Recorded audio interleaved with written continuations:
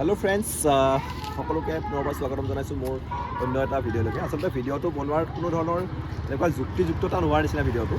মই এই ৰাতি আচলতে ভিডিঅ'টো বনাইছোঁ, সেইটো কাৰণে মই এঠাইত গৈ আছোঁ। আপোনালোকে সকলোৱে নিশ্চয় গম পাইছে যে মোৰ লগৰে হয় দীপজ্যোতি, ভাঙা টিভি, তাৰ এটা আজি দুদিন আগত এক্সিডেণ্ট হৈছিলে, সকলোৱে গম পাই চাগে। আৰু বহুতে জানে যে মই তাৰ বহুত ক্ল'জ হয়, সেইটো কাৰণে মোক বহুতে ফোনো কৰি আছে, খবৰ লৈ আছে, কিন্তু মই নিজেই তাৰ ওচৰত যাব পৰা নাই আচলতে, মোৰ নিজৰ অসুখ আৰু কৰ্মব্যস্ততাৰ কাৰণে। চ' সেইটো কাৰণে মই এতিয়া তাৰ ওচৰত এবাৰ যাবৰ কাৰণে এতিয়া এই ৰাতি এতিয়া হৈছে আপোনাৰ 11টা বাজিলে, 11টা বজালৈ মই গৈ আছোঁ। কাৰণ কিয় মই তাক স্পটত নেদেখালৈকে মই নিজেই বহুত উৎকণ্ঠাত আছোঁ আচলতে। মই কিন্তু মোৰ নিজৰ অসুখৰ কাৰণে মই যাব পৰা নাই। চ' সেইটো কাৰণে মই নিজেও যাওঁ আৰু আপোনালোককো খবৰটো দিওঁ বুলি মই তাৰ ওচৰত খবৰ ল'বৰ কাৰণে যাব আহিছোঁ এই ৰাতি হ'লেও। চ' সেইটো কাৰণে মই যাম তাৰ ওচৰত, আপোনালোকো খবৰটো দিম। গতিকে আপোনালোকে ভিডিঅ'টো এবাৰ চাব আৰু আপোনালোকৰ মতামতবিলাক জনাবচোন। আচলতে তাৰ লগত যিটো ঘটনা হৈছিলে সেইটো ঘটনা হ'ব লাগিছিল নে বাৰু, বা কিয় হ'ল, আৰু আচলতে আমাৰ যিটো এতিয়া সংস্কৃতিৰ জগতখনত আচলতে এনেকুৱা কিয় হ'ব পাইছে, এই ক্ষেত্ৰত বিশেষ মতামত মই দিবলৈ নাযাওঁ, তথাপিতো বাৰু এবাৰ যাম তালৈকে, গৈ পেলাই তাৰ খবৰ ল'ম আৰু গোটেইখিনি আপোনালোকে দেখাম যদি চাই।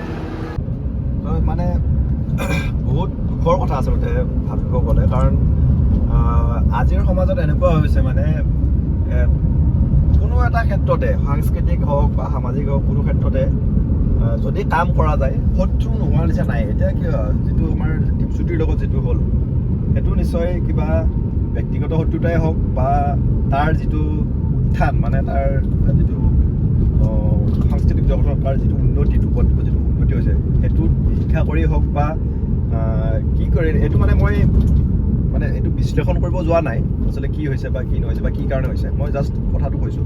সেনেকুৱা নিশ্চয় কিবা এটা কাৰণতে তাৰ আঘাত কৰা হ'ল।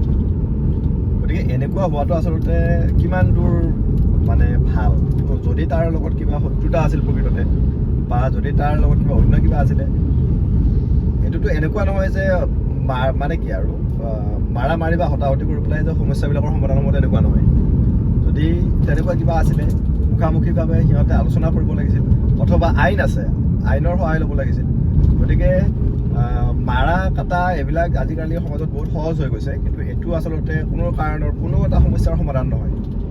গতিকে যদি কিবা তেনেকুৱা থাকে, আচলতে কি কৰিব লাগে, প্ৰথম অৱস্থাত সকলোৱে নিজে বুজাবুজি কৰিব লাগে। যদি সিমান বুজাবুজি নহয়, আইন আছে, আইনৰ সহায় ল'ব লাগে। গতিকে আৰু মই জনাত চিন্তু দীপজ্যোতিক মই বহুত আগৰ পৰাই জানো, মোৰ ভাইটিয়ে হয়, গতিকে বহুত সৰু হয় আচলতে। সি যেতিয়া ষ্টাৰ্ট কৰিছিলে তাৰ এই ইউটিউবৰ জাৰ্ণি, প্ৰথম সি আজিও ক'ব, মই তাক মাতি আমাৰ যিখন আমাৰ গাঁৱৰ যিখন বিহু আছে, সেই বিহু মঞ্চত তাক প্ৰথমবাৰৰ কাৰণে আমি মুকলিভাৱে তাৰ অনুষ্ঠান কৰিবৰ কাৰণে আমন্ত্ৰণ জনাইছিলোঁ। সেইটোৱে তাৰ ফাৰ্ষ্ট প্ৰগ্ৰেম আছিল। গতিকে সি আজিও মোক নাপাহৰে, গতিকে আৰু ময়ো তাক বহুত ভাল পাওঁ সেইটো কাৰণে। গতিকে সি বেয়া ল'ৰা নহয়, মই জানো, ভালকৈ জানো, কাৰণ তাৰ লগত কাজিয়া লগাওঁ বা তেনেকুৱা নাই, কাৰণ আমি যেতিয়াই লগ পাওঁ বহুত ধুনীয়াকৈ কথা পাতোঁ, বহুত ভাল মনৰ ল'ৰা হয়। গতিকে যদি কোনোবাই তাক আক্ৰমণ কৰিছে, নিশ্চয় মোৰ ধাৰণাটো মই কৈ আছোঁ, হ'ব পাৰে তাৰ উত্থানত চলিছে বা তেনেকুৱা হ'ব পাৰে। গতিকে সেনেকুৱা হ'ব নালাগে। আৰু বাৰু যি কি নহওক, আমি এতিয়া গৈ আছোঁ বাৰু, তাক লগ পাম, লগ পোৱাৰ পিছত বাকীখিনি আপোনালোকক আৰু জনাম। আৰু আপোনালোকে মতামতটো দিবচোন, আপোনালোকে বাৰু কি ভাবে এনেকুৱা ক্ষেত্ৰত যে যিটো আক্ৰমণ কৰা হ'ল, এই ক্ষেত্ৰত আপোনালোকে মতামত জনাব।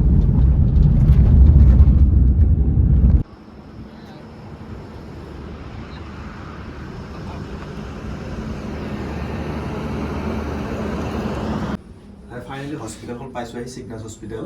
চ' এতিয়া মই দীপজ্যোতিৰ ওচৰত গৈ আছোঁ, লিফ্টত আছোঁ বৰ্তমানে, 3 নম্বৰ ফ্ল'ৰত আছোঁ যিহেতুকে। চ' তাক গৈ আমি দেখাবৰ কাৰণে চেষ্টা কৰিম, এবাৰ মই তাৰ লগত কথা পাতিম আৰু আপোনালোকক নিশ্চয় দেখাম, চাই থাকিম। আৰু সঁচাকৈ তাক দেখা পোৱাৰ পিছতহে মনটো বহুত বেছি ভাল লাগি গৈছিলে। আৰু আপোনালোকক জনাব বিচাৰোঁ যে আপোনালোকৰ আমাৰ মৰমৰ দীপজ্যোতি লাহে লাহে এতিয়া সুস্থ হ'বলৈ আৰম্ভ, যিহেতুকে ইতিমধ্যে হস্পিটেল কৰ্তৃপক্ষই জনাইছে যে কম দিনৰ ভিতৰতে তাক হস্পিটেলৰ পৰা ৰিলিজ কৰি দিয়া হ'ব। চ' আমি খুব কম সময়ৰ ভিতৰতে আকৌ তাক আগৰ দৰে ইউটিউবতেই হওক বা অন্য যিকোনো বিহু মঞ্চতেই হওক, আমি তাৰ ধেমালি বা অভিনয় দেখিবলৈ পাম। আৰু আশা কৰোঁ যাতে ভৱিষ্যতে কোনো শিল্পীৰ লগতে এনেকুৱা নহওক, এনেকুৱা দুৰ্ঘটনা নহওক। আৰু সকলো মানুহ আচলতে সমান নহয়, সকলোৰে নিজস্বতা থাকে, সকলোৰে গুণ, বিশেষ কিছুমান গুণ থাকে। এতিয়া দীপজ্যোতিয়ে যিখিনি কাম কৰি আছে, সেইটো এটা বহুত ডাঙৰ কলা আচলতে। মানুহক হহুৱাটো ইমান সহজ নহয়। মানুহক কন্দুৱাব বেছি সময় নালাগে। আপুনি কিবা এটা বেয়াকৈ কৈ দিলে বা আঘাত কৰিলে, শাৰীৰিকভাৱে আঘাত কৰিলে হয়তো তেওঁ কান্দি দিব, কিন্তু মানুহজনক হহুৱাটো ইমান সহজ নহয়। গতিকে মানুহক হহুৱাই থকা মানুহজনক হহুৱাই থাকিব দিয়কচোন।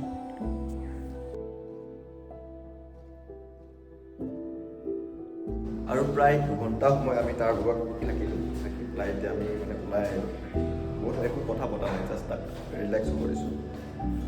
অকণমান ৰেষ্ট ল'বলৈ আমি ওলাই আহিছোঁ। সেইটোকে কালি আকৌ অফিচ আছে, সেইটো কাৰণে যাব লাগিব। মই ইয়াত থাকিব ইচ্ছা আছিলে, কিন্তু ডিউটি আছে, সেইটো কাৰণে ডিউটি কৰিব লাগিব। সেইটো কাৰণে ওলাই আহিলোঁ। চ' ফাইনেলি আমি বাইহাটা চাইডে চিগনাছ হস্পিটেলৰ পৰা ওলাই আহিলোঁ।